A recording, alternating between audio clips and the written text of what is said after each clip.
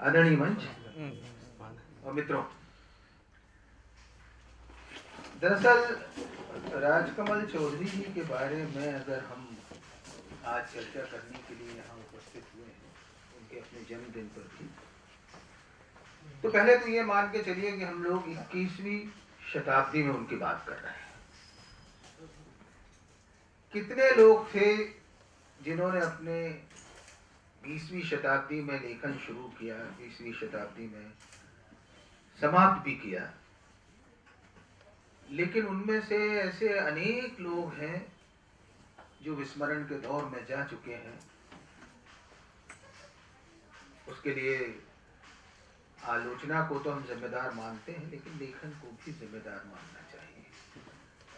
लेखन की जो स्तरीयता होती है, लेखक जो प्रयोग धर्मिता करता है, जो नवाचार लेके आता है, नई दृष्टि लेके आता है और समय से आगे की स्थापनाओं को अपने समय के तमाम विरोधों के बीच स्थापित करता है, रचनाकार वो होता है।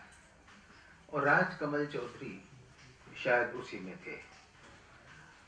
अब रही बात उनके लेखन की, तो मोटे तौर पर सिर्फ स्मरण दिलाने के लिए साहित्य उनका विषय था, इसके अलावा वो चित्रकला में भी थे। तो वो किसी एक विधा में बंधे हुए नहीं थे। मैथिली, हिंदी और बांग्ला, मोटे तौर पर 3 भाषाओं में उन्होंने लिखा। मैथिली में उनकी तकरीबन 100 कविताएं बताई जाती हैं, 3 उपन्यास बताए जाते हैं, 37 कहानियां बताई जाती हैं, 3 एकांकी बताए जाते हैं।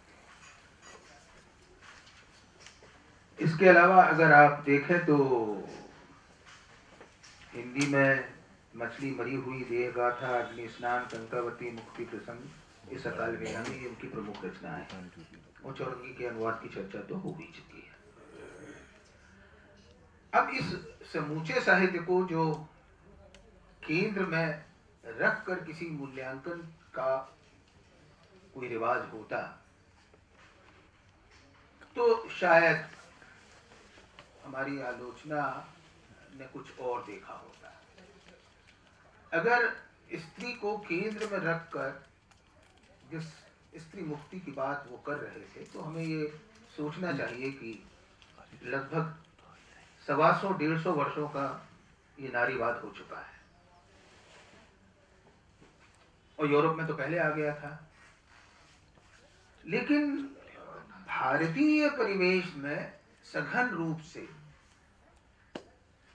अगर उनकी कथा वस्तु पर जाए तो बेमेल विवाह, किसी भी परिवार में जो आंशिक आर्थिक रूप से जो एक तरह का दंश होता है या असहायता होती है, मैथिली समाज की उसके फ्यूडल सिस्टम के कारण या धार्मिक मान्यताओं के कारण उसकी अपनी विसंगतियां थी।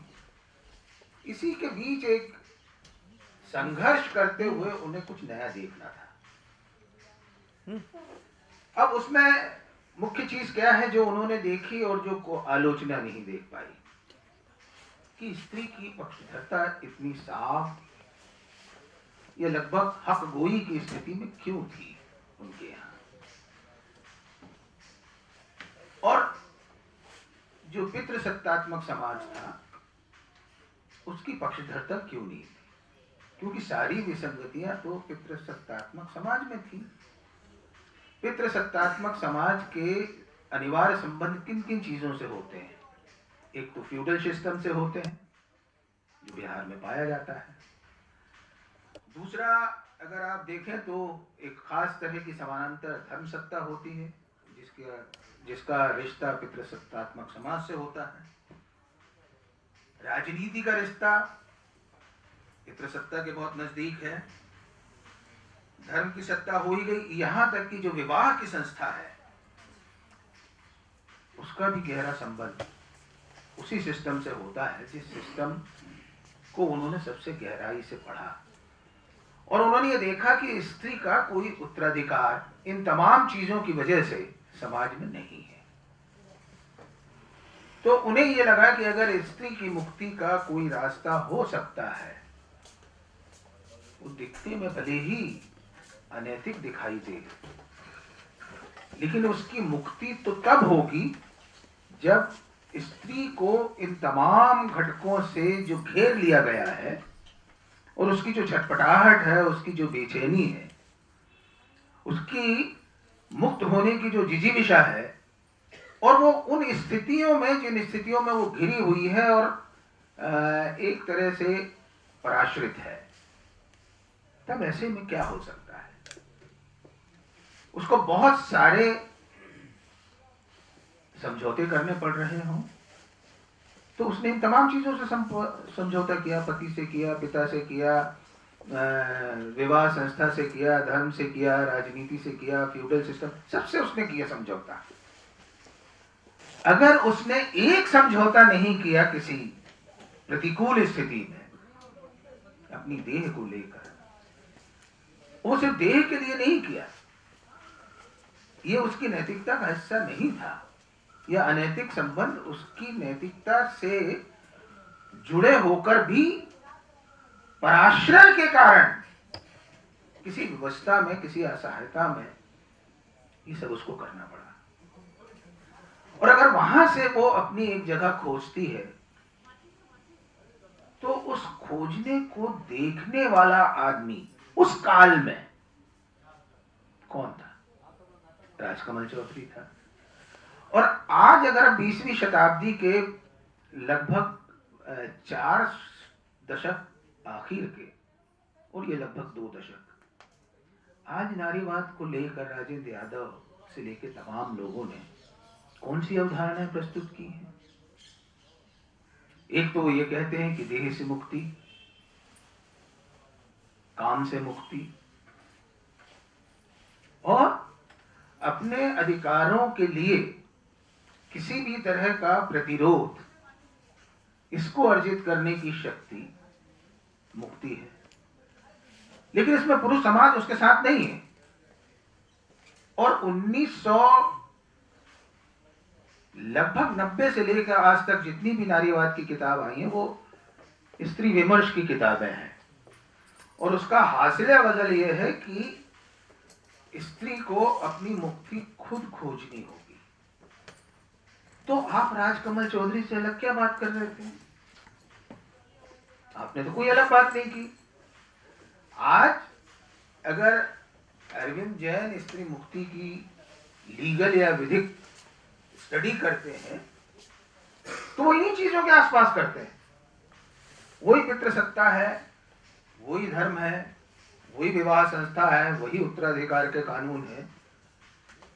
तो आपने ऐसी कौन सी नई अवधारणा स्त्री विमर्श में दी, और जिसमें एक भी किताब ये बताने की स्थिति में नहीं है कि आप हमारे साथ हैं तब मुक्ति मिलेगी? यानी कम से कम समान धर्म कुछ तो लोग होंगे। अगर राजकमल चौधरी थे तो वैसे रचनाकारों में, समाज में अगर समान धर्म, स्त्री पक्षधरता की जो न्याय दिलाना चाहते हैं स्त्री पक्षधरता में रहते हुए स्त्री को, तो फिर आप साथ में क्यों नहीं है भाई? क्यों ये कह रहे हैं कि स्त्री को अपनी मुक्ति का रास्ता खुद ही खोजना होगा?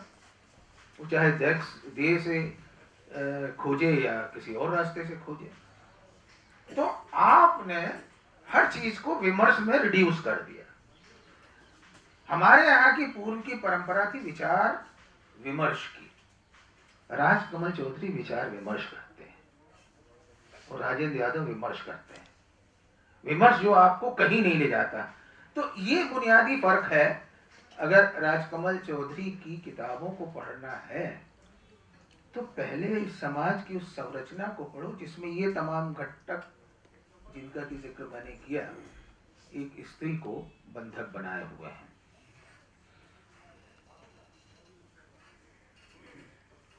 उनकी एक कविता का टुकड़ा मैं सुनाना चाहता हूं। इस अकाल बेला में खुद की ऑडिट रिपोर्ट सहेजे। कोई करता है अपनी ऑडिट रिपोर्ट? पर राजकमल चौधरी कह रहे हैं कि इस अकाल बेला में खुद की ऑडिट रिपोर्ट सहेजे, तुम्हारे प्रसंगों में अपनी मुक्ति ढूंढता फिरता, लेकिन कहां लांग पाऊंगा कोई और दहलीज। अपने समय की असहायता, रघुवीर साहब की विडंबना यही अपने समय की असहायता या अपने असहाय होने का ही जिक्र करते हैं बार बार। तो ये तो राजकमल चौधरी भी कर रहे थे। तो रघुवीर साहब तो अपनी आत्म सहायता मतलब असहायता को लेकर जब कविता में आते हैं तो उनको इस चीज के लिए अलग से रेखांकित किया जाता है, लेकिन अब राजकमल चौधरी को भूल जाते हैं। मैं अंत में सिर्फ 2 बातें कहूंगा क्योंकि बाकी बातें तो हमारे मित्रों ने कह दी हैं। मुझे 2 शेर याद आ रहे हैं जो राजकमल चौधरी के व्यक्तित्व और कृतित्व दोनों के लिए मौजूद है। पहला तो है कि शकीब अपने तारुफ के लिए बात काफी है, शकीब अपने तारुफ के लिए बात काफी है कि हम उससे बच के चलते हैं जो रास्ता आम हो जाए। तो जब तमाम लेखक उसी एक बने बनाए फ्रेम में उसी रास्ते पर चल रहे थे तो वो पहले प्रतिगामी या क्रांतिकारी लेखक थे अपने समय के, और इस बात की गहराई से पड़ताल करनी चाहिए कि उनके समकालीनों में ये चेतना क्यों नहीं थी। दूसरी बात कि मुझे गिरना है तो अपने ही कदमों में गिरूं, जो मैं सोच रहा हूं करूंगा तो